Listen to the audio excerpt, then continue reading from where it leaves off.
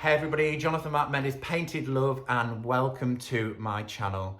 For today's tutorial, we're focusing on an industrial style finish. Now, if you followed me for some time, you may have seen my faux rust cabinet. It was once part of my Academy tutorials and it now does live right here on my YouTube channel. If you've not seen it, I'll link it into the description box below. Go there before this tutorial because I think the two tutorials are going to link together really well. I'll explain.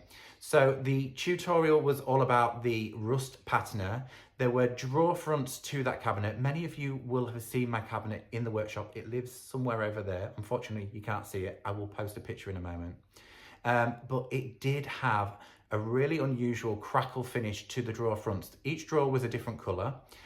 So today we're going to go back and recreate those drawer fronts on a different project, and also I'm going to go for another finish that I've never done before on camera. We're going to go for a galvanized steel finish.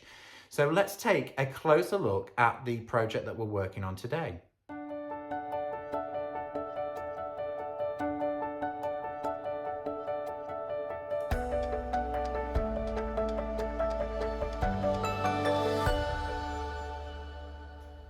So this is the piece of furniture that I've chosen to work on today. Now I've chosen this because of two reasons really. One of which is the shape and the other is the drawer fronts. It's perfect for me to show you all of those different finishes. Going back to the shape of furniture, if you're working on something that you would like to look kind of industrial looking, I would always say try and choose something that's very utilitarian, kind of square and boxy.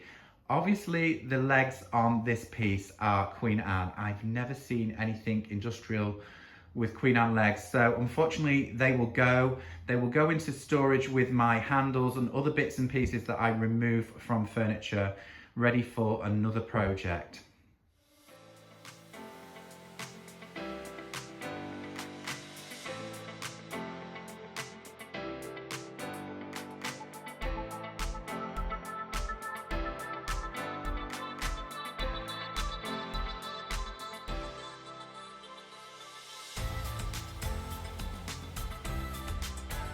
So one of the tricks to creating a great illusion of faux metal over a piece of wood is adding embellishments. Now, back in the day when I did my original project, I just grabbed what was to hand, and it actually was a paint stair stick. Now, if you can remember the project with the drawer fronts, it had that lovely curved edge, which is this end, and I cut each paint stick to a level of each drawer front. Now, my paint sticks, as you can see, paint stair sticks, are really caked up with paint, bit beyond this technique. So I've headed off to the hardware store to grab a little trim. Now this has got a curved molded edge, which I thought would be fabulous to look as if the metal's curved around the edge. And then we're gonna add some little rivets to the edges of the drawer. So onward with cutting 6 strips, one for each side of each drawer.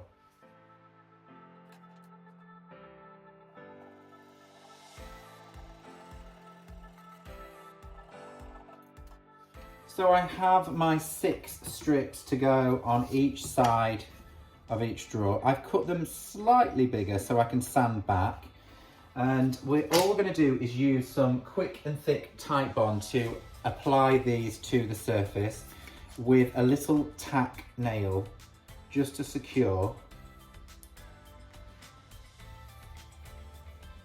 You want good adhesion, so plenty of glue. I'm using my finger here. Push it right up to the edge. Don't worry if there's any surplus glue, that's fine. This front of this drawer is going to be really textured anyhow. We'll just leave that to sit for a minute and then we'll tack it in. Put the other one on.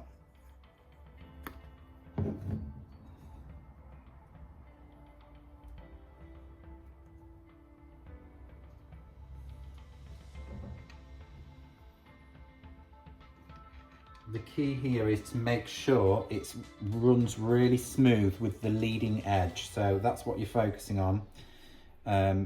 The top and the bottom can be sanded back.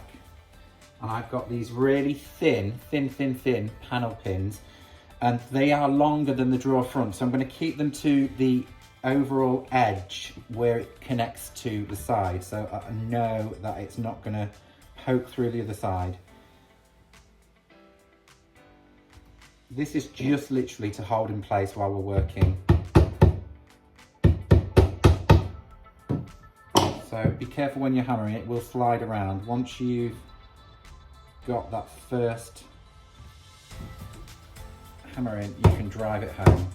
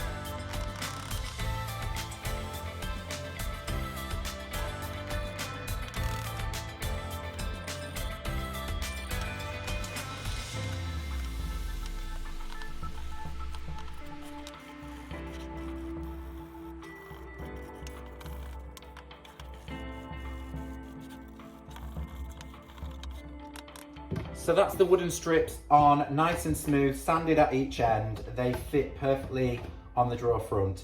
Now the other embellishment that I'm going to apply to this drawer front is a cup handle in the center. Now this is the cup handle that I've picked up on eBay. You may find these on Amazon. The cheapest furniture cup handle that you'll find. And the reason that I'm going with this is because it's the most molded in shape. I want this drawer front to all look like it's been pressed out of one piece of metal, with these lips of metal that are strapped to the sides, holding this drawer all together, if that makes sense. Also, I'm using these little things. Now, I don't really know what these are called. Now, I did get them on eBay. I call them furniture glides. They do get hammered into a bottom of a chair for that kind of smooth running on floors. They also are used quite often on the inside of a drawer to cap off the screw or the bolt on the inside. So if you know what they're called officially, pop it in the comments because it'll help everybody else out. But I'm using these to create a studded finish. So these are meant to look like rivets. So we're going to tap these into the wood along the edge, probably about 4 to each strip on each side, and that will give the edges of this drawer front the look of metal being molded round and held together with rivets.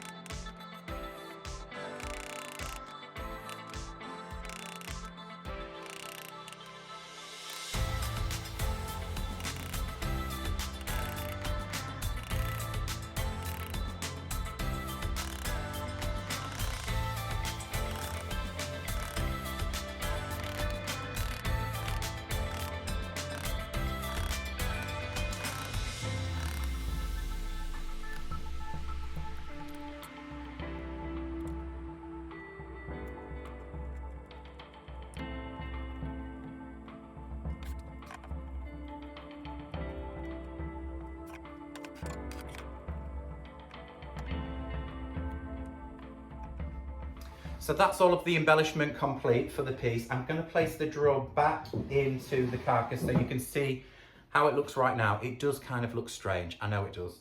At this point, what I would say, if you're working on a larger piece, feel free to add more studs maybe to the sides.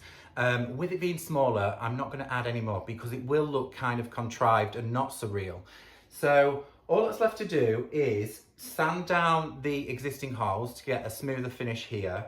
Also, you may have noticed that as I was hammering into the wooden trims, it kind of split with the studs. Be very careful of that, be mindful, let your glue dry properly. I didn't, I just went for it. Having said that, I've just added a bit of filler. It will get sanded. All of these little anomalies will add to its rustic charm anyway, so don't worry. The colour that we're going to go with is Primer Red for the drawers. Primer Red is a good colour to use because it's generally, when you're looking at old metal, they would have painted Primer Red first before all of the other colours go over the top. The outside, we're going to treat it slightly different. So let's get stuck in with the Primer Red on each of these drawer fronts. You will really see how much difference once a coat of paint hits these drawers. It will change the whole thing.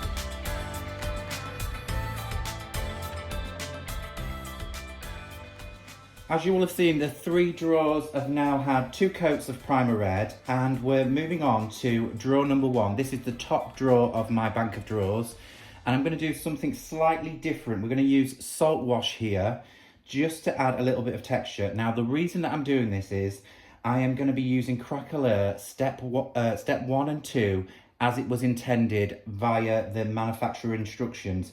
So this is just to add another little nuance to the top drawer by adding texture to the side. So let's mix a little bit of Primer Red to a bowl.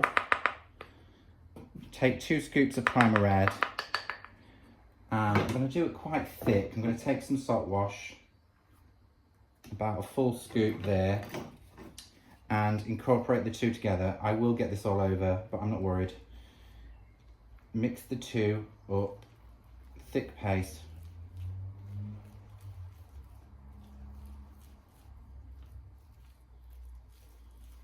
Right, that's overly thick, so I'm going to add a little bit more paint. It should loosen it up. You can add a little bit of water if this becomes too thick. All we're really getting is a thick paste to add texture. That's really good.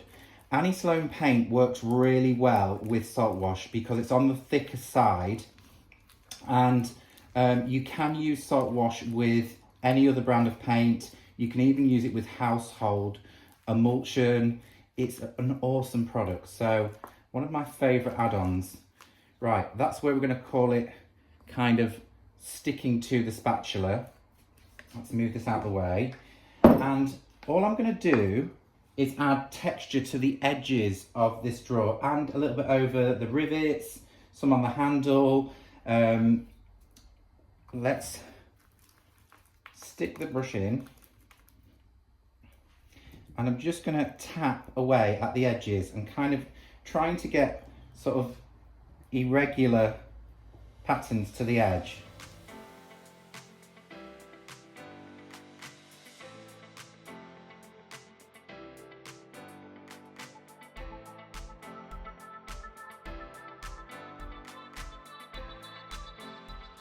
So whilst we're waiting for the primer red salt wash drawer to thoroughly dry, I'm going to turn my attention to the exterior part of this cabinet. Now, I promised you that we'd go for a galvanized steel finish. Now, I've never done this before. It's kind of new to me. I'm using some of my old techniques and colors to try and create that galvanized steel look. Now, ordinarily, galvanized steel is very similar to Paris grey. Now, I know that I want to put a colour wash over this and kind of create some sort of patina. So I'm going to darken it up with a little bit of graphite. So let's get mixing. And I mean a little bit of graphite. It's just to darken the Paris grey, just a fraction. So I've got my container in front of me. I'm just going to pour enough out for the project.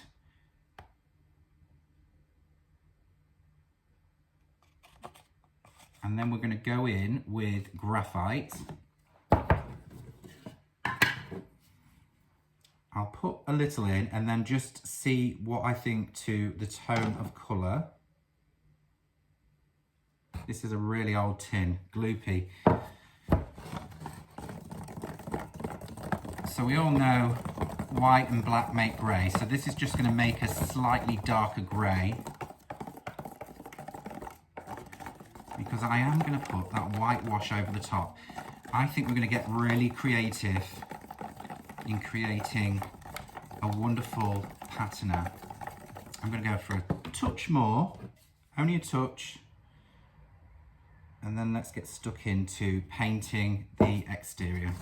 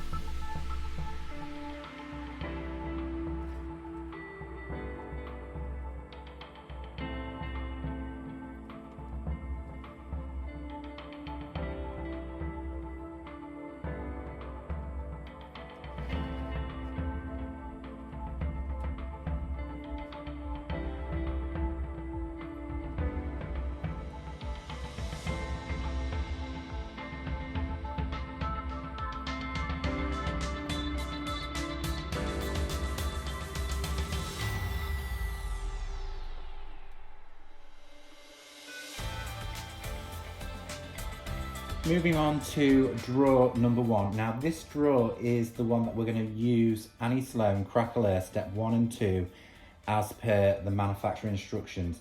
Now all I've done here with some of the salt wash is just knock it back slightly with a bit of sandpaper because I don't want too much of the primer red coming through, just a hint here and there. And I'm going to go for a yellow on this front. Now yellow is not a colour that I use very often, but I think it really works well with industrial style looks. So I've had a look at my yellows. I've gone with a mix actually. I've gone with English yellow mixed with a little bit of Arl to make a custom colour blend, which is this. And it's just another straight finish, straight over everything that we've already done. Just covering up everything, all of the primer red.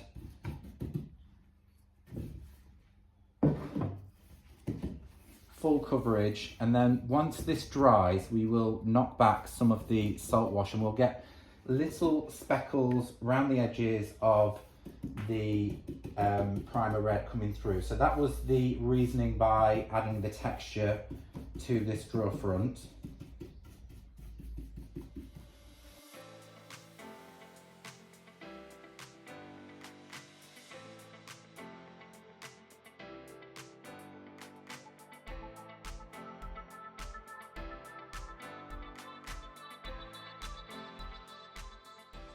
Okay, so now we're going to move on to distressing back to the primer red. I've got two pieces of sandpaper. I've got 80 grit here, which is quite coarse, just a small square, and then a fine sanding pad. It's going to look a hot mess before it gets better. We may need to add some more paint back. But all I'm going to do is take the sandpaper to the edges where we have the salt wash mixture and just bring back little details, especially along the leading edge, because you want the drawer to slide freely.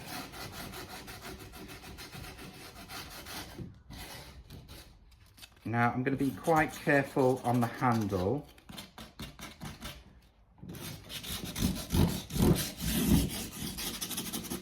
So you're going to get lovely little anomalies coming back through.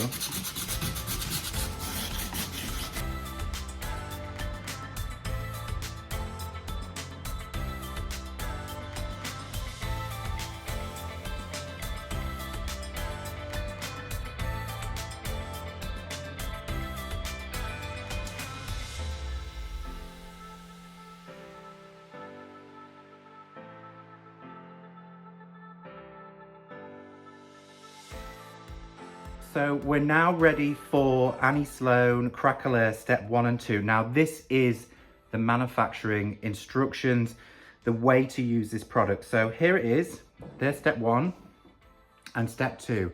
So step 1 is a little bit like a varnish. It's kind of very creamy and it will go on. Are you licking me, Lily? I don't think you need to be near the Craqueleur. So all we're going to do is add a coat of step 1 to the surface. Now you can put 2 coats of this on, leave it to dry in between. She's gone. We're not going to Craqueleur the cat. All over everything. Now if you think about step 1 as the, it's kind of like a varnish. It allows oh my voice is breaking. It allows step 2 to kind of break up. It will give you the fine sort of crazing cracks like china. You must allow step 1 to dry, and you also must make sure that your paintwork is completely dry for this. We're going to go over the handle as well. I don't mind cracks being there. I'm not going to do over the edge, I don't too much, because these drawers have got to slide in and out. So I am going to put 2 coats. I'm going to let this one dry. It does dry really quick. The chalk paint seems to suck it in. So if you're on a warm day, 5 minutes and you'll be away.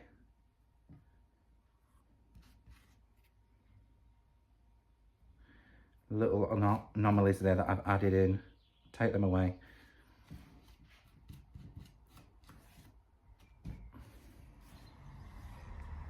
Whilst I'm waiting for step 1 to dry, I thought I'd take a little moment out and give Lily some much needed attention.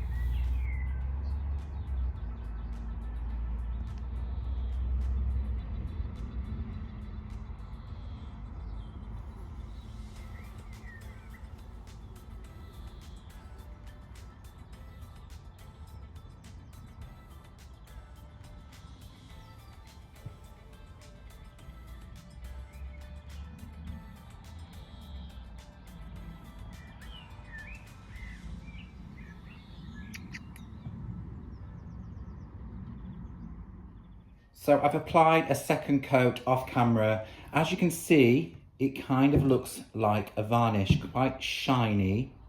And that's how it should look.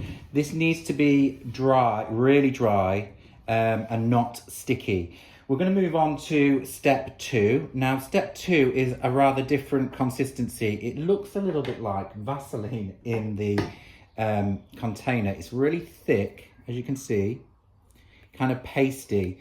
So, step 2, I'm going to try and in the dead space, the non-distressed areas, go a little bit thicker. So with this, apply a healthy coat and you can kind of cross hatch we're just going to go all over the handle as well. So in these areas, I'm applying a little bit thicker, any what way with this product. It kind of smooths out. You can see it kind of leveling.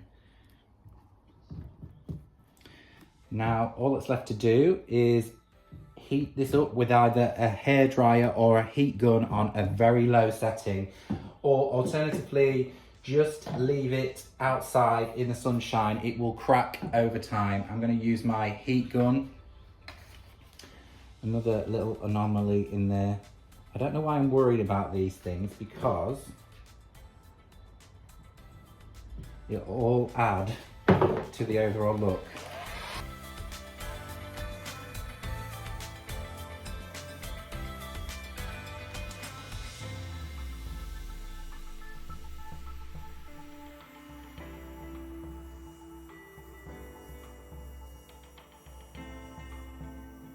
Let's get this drawer finished before we move on to the other process that I'm going to use with the Craqueleur.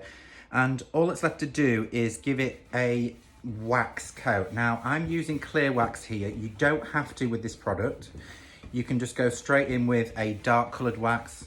You could go in with black wax. It would look great. But I'm using the clear wax just to give me a little control over the dark wax, and I can remove if I don't like certain areas. You can see the cracks have turned out quite well. This is the dark wax, a rather old tin of dark wax here. And we're gonna just go around the edges, and it's great to highlight all of the rivets and things along here. I got some really large cracks going on in the middle, which is great for this product.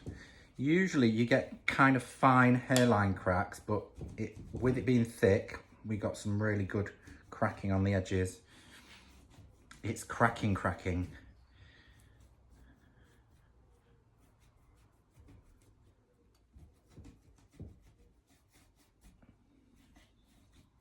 So I'm being quite heavy with my wax. I'm going to go back in with a rag. I may reapply. Don't be frightened of dark wax.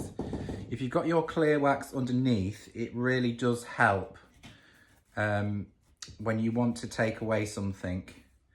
Clear wax removes the darker wax really well. Don't forget, we're going for a high industrial look, so this always works really well with dark wax. So just removing excess, and then that will reveal, the dark wax will sit in all of the crazing that's been created with the Craqueleur. So that is how you use Craqueleur, step 1 and 2, as per manufacturing instructions. So we're going to pop this drawer to one side, ready for the end results. Once we get past the next 2 drawers, we're going to add pops of colour. So the next process, what I'm hoping to get is primer red cracks. This way you don't get primer red cracks, you get the dark wax cracks. So it's a dual toned cracking, and it's something that I came up with a long time ago, and it works really beautifully, hopefully on camera today. I'm going to try and break it down. I normally throw everything in a bowl and just go for it, but I will try and give you sort of measurements just to help out a little bit. There you go. Absolutely awesome. I love this. So that now appears to be like old gloss paint that has cracked over time. Beautiful.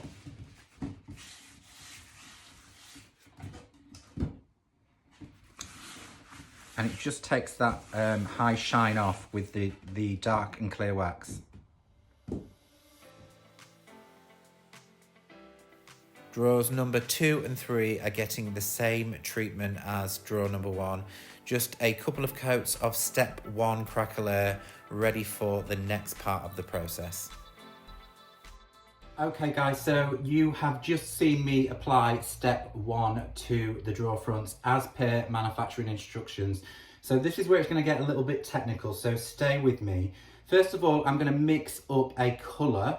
I'm going to go majority Furl and a touch of Amsterdam green just to pep up the shade of colour. We're going to go 1 heaped tablespoon of Furl into the bowl. I won't need a lot of paint, we're only doing the drawer fronts. And we're going to bring in some Amsterdam green. I'm just going to pop a little bit in. I love Furl, but I also love it with Amsterdam green. It really gives you a zesty green.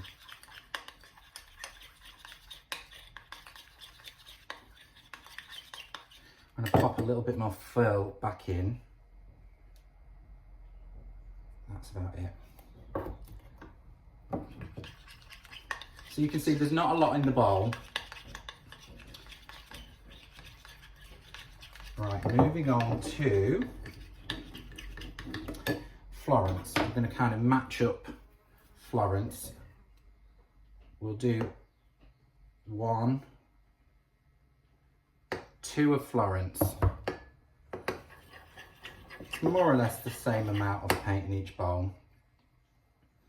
And this is the Craqueleur. As you can see, I've used this before for this technique. It's kind of got other colours in there. So we're going to take the tablespoon again, and we're going to scoop out. Now it is kind of heaped around about this much.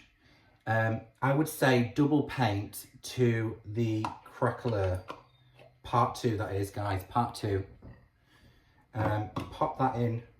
It is like baking a cake, really. Right, we're going to do the same on the other side. Now this one's nearly out. I've got another one here. You can see the colour difference. Look at that. That's because I've done this technique before. Into the Florence and pop the spoon aside.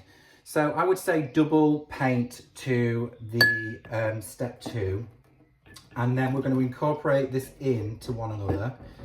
Now, ordinarily you would think this is going to thicken up the paint, but actually once you've incorporated it really well, it kind of goes much looser, the paint, more runny.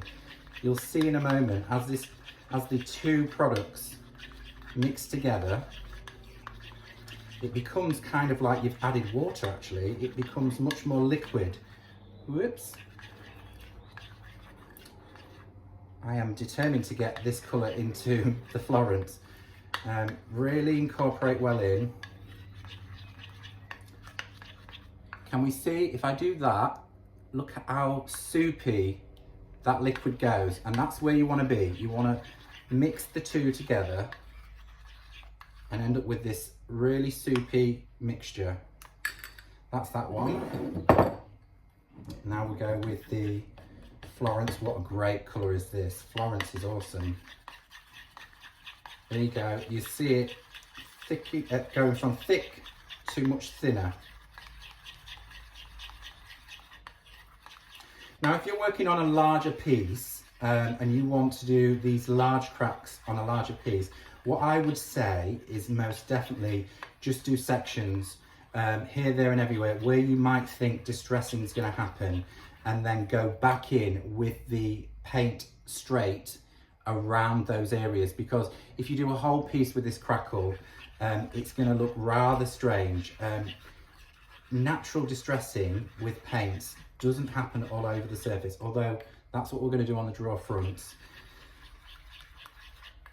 There we go. I can see now this is really well incorporated. Can we see? So that is all we're going to do. So we're going to start laying on the paint on this drawer front. We're going to go with the Furl mixture first. What I would say at this point is try and get a really soft art brush for this, and if you can get one wider the better, because we're going to be laying this paint on. It will literally start to split almost as the two products hit each other. So we're going to be laying down, so just be very, very gentle with this. It does want to be quite heavy and you will make a mess of the edges. That's okay, we can go back and clean those up. It's just a case of laying down the paint, quite thick.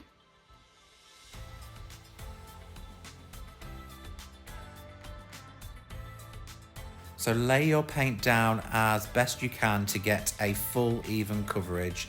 Then go in with either a hairdryer or a heat gun. In this case, I'm using a heat, gentle heat.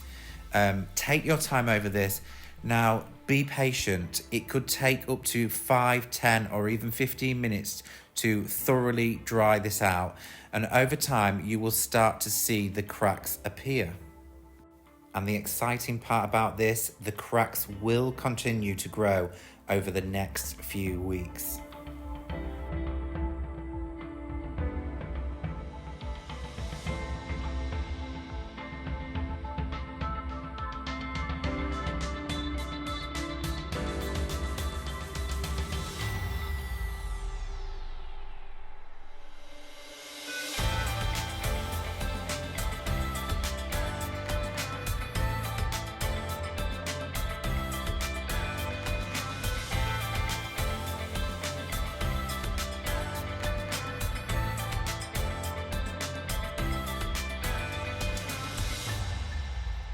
So I'm going back in with some 80 grit sandpaper.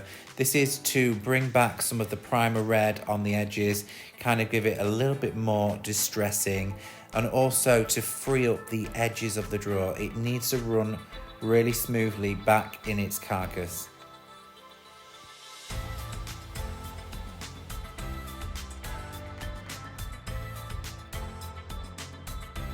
So we're now at the final stages of the project and we're turning our attention back to the carcass of the drawers. And we're going to go for that galvanized steel finish. Now, I promised you this, but I've never done this before. I'm just kind of recycling some of my old tutorials and knowing what way that they've gone in the past and hoping that we truly get that wonderful finish. How we're going to do that, we're going to use one of these. This is a kitchen spray product bottle, which I've rinsed out. It finished, we rinsed it out, and I'm going to pump some old white chalk paint through this. Now, the ratio for this is around about 40% paint to 60% water, and it should really work out well.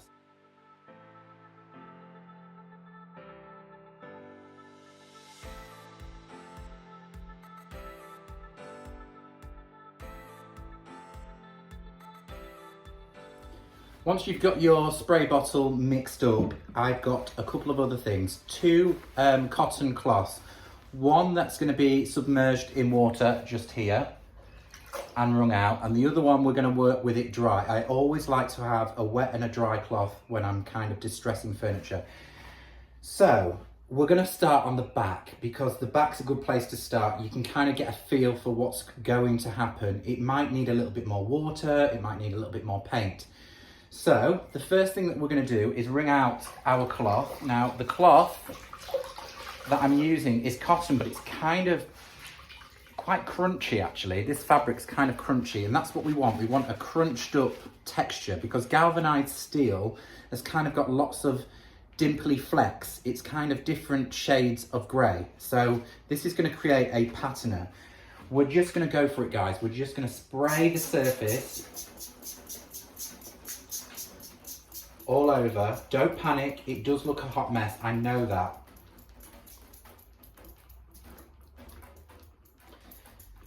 Also, what I would say, guys, is if you have painted, I painted this yesterday, it's had 2 coats, good drying time, and basically, if you're frightened of wet distressing, because when you add water to chalk paint, when it's not waxed, you will get a wet distressed edge. I'm risking it for a biscuit again. I know this has had a long time drying, so I'll see how that goes. I will fix it. If it doesn't work out right, I will fix it. You could alternatively use your, do one coat of grey, and then once you've done that coat, wax, and then another coat of grey over the top, and that will secure the underlayer down.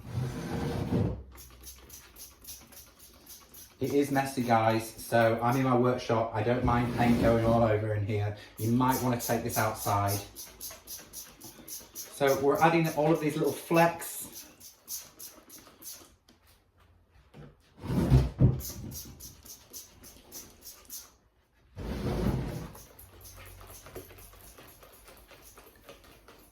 It's kind of a cool finish alone, just like this. I really quite like it.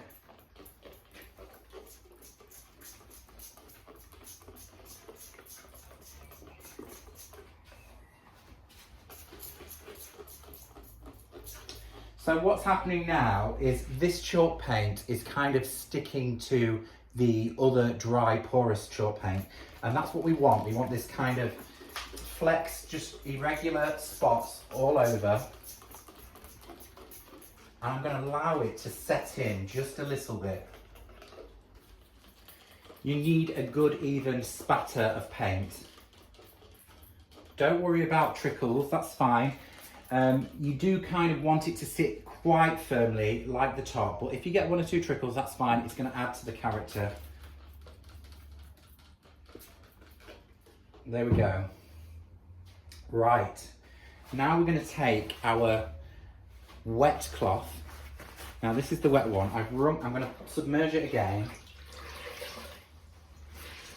and we're wringing out. And the best thing I can say to you do is kind of scrunch it. Make sure it's well wrung.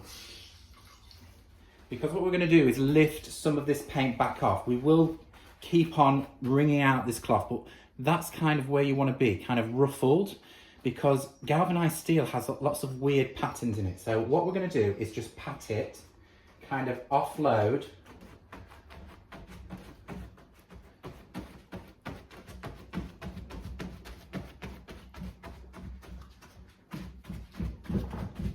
Pat along. Now don't be too rough, don't rub, because on the corners, like I said, I haven't got a wax layer underneath. I've just got chalk paint, 2 layers of chalk paint on the darker layer. So I've got to be really careful not to submerge, offload.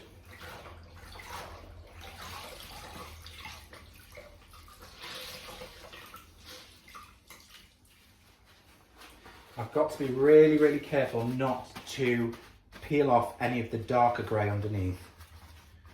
So again, I'm kind of scrunching up, making a little rose shape.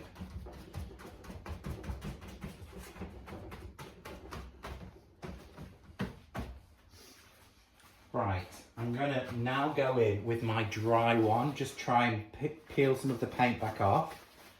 Same thing, scrunching up.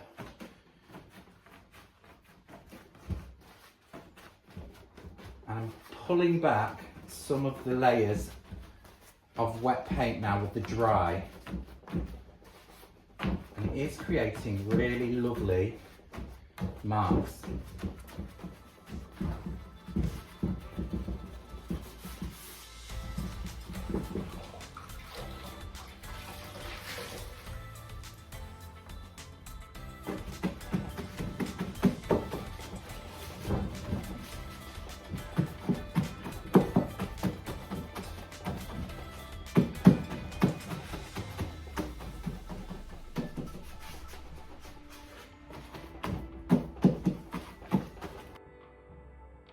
I absolutely love this kind of process, creating natural patina. All I'm doing is using the damp cloth to remove some of the white residue off the surface, wringing the cloth out with fresh water, then going back in with the dry cloth to create more texture, and then going back over again with the damp cloth, repeat the process. Also, you might have seen me using a paintbrush. Now the paintbrush is just to get into those crevices, the detailed areas where I can't reach with these two cloths, and then I'm going back over to soften, repeat, repeat, repeat until you're really happy with the end results.